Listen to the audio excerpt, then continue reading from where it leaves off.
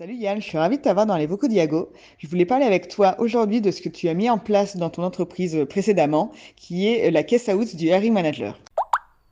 Bonjour Inès, merci de me recevoir, ça fait plaisir. Poser le contexte, j'étais le seul recruteur dans l'entreprise avec des managers à travers la France entière à suivre. Forcément, quand tout le monde est réparti à travers la France, on ne peut pas être derrière chacun, s'assurer que tout le monde fait bien les choses. Donc le but de cette caisse à outils, c'était vraiment qu'il puisse assurer en autonomie sur ce sujet tout en assurant un recrutement de qualité. L'objectif principal, du coup, c'était de responsabiliser les managers pour qu'ils se rendent compte qu'aussi, vu que c'est eux qui étaient responsables du recrutement, c'est eux qui allaient voir la mainmise là-dessus, que si ça marchait pas, c'était aussi un peu de leur faute. Et si ça marchait, c'était aussi grâce à eux. Trop bien. Et est-ce que tu peux nous dire un petit peu plus concrètement comment tu as fait, par quelles étapes t'es passé, etc. Bien sûr, pour commencer, la partie la plus importante, ça a été la mise en place d'une banque de questions dans laquelle ils pouvaient aller piocher pour faire leurs entretiens.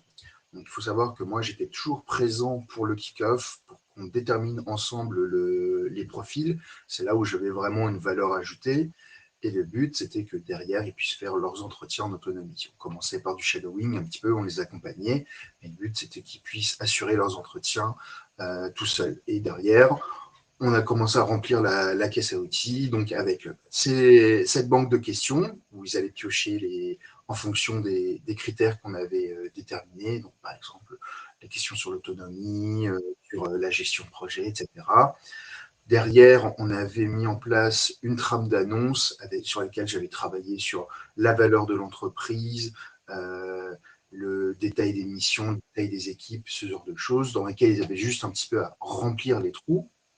Et la dernière étape que je voulais mettre en place, c'était de leur proposer des messages d'approche pour qu'ils puissent faire du sourcing par eux-mêmes. Super, donc en fait, tu étais un peu un chat GPT avant l'heure. Trop bien. Est-ce que tu peux partager quelques résultats que tu as pu observer et puis donner quelques conseils aux personnes qui voudraient se lancer dans leur boîte? Un résultat observé, c'est surtout la satisfaction des managers en fait d'être accompagnés et de se sentir compétents dans le recrutement en fait, parce qu'il y a beaucoup de fois où on leur dit il faut recruter, mais on les laisse un peu se débrouiller comme ils peuvent, sans formation. Et là, le fait de les accompagner, de leur donner des outils, ça les rassurait énormément. Ils se sentaient du coup moins perdus en entretien. Et forcément, le recrutement se passait beaucoup mieux. Je pense que le conseil principal, c'est surtout d'avancer étape par étape en fonction du besoin. Chez Free on avait beaucoup de candidatures entrantes, donc le sujet principal, c'était avant tout de bien gérer les entretiens, le sourcing le sourcing, ça venait un peu en dernier parce que le manager faisait vraiment ça au dernier moment. Mais le plus important, c'était d'abord les entretiens, puis les annonces, parce que forcément, c'est ce qui nous ramenait les candidats. Donc c'est là-dessus que j'ai axé le travail. Mais le but, c'est d'adapter en fonction des besoins de l'entreprise. Ça va vous permettre en fait de dégager du temps sur des moments où vous allez être vraiment impactant en tant que recruteur. Donc sur le kick-off, c'est là où vous allez vraiment avoir une valeur ajoutée parce que faire un entretien, suivre une trame d'entretien, tout le monde peut le faire. Là où vous allez vraiment vous démarquer et apporter de la valeur à vos managers, parce que c'est ça dont il est question, c'est sur le kick-off et pendant le process, vous assurez que tout se passe bien, vous assurez que le discours commercial est bien rodé aussi pour vendre le poste aux candidats.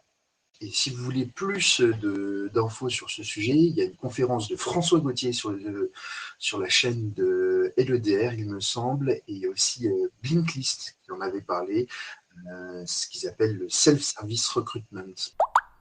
Trop bien, merci beaucoup Yann, c'était super riche et super clair. Donc je te dis à très vite. Oui, Inès, merci de m'avoir reçu.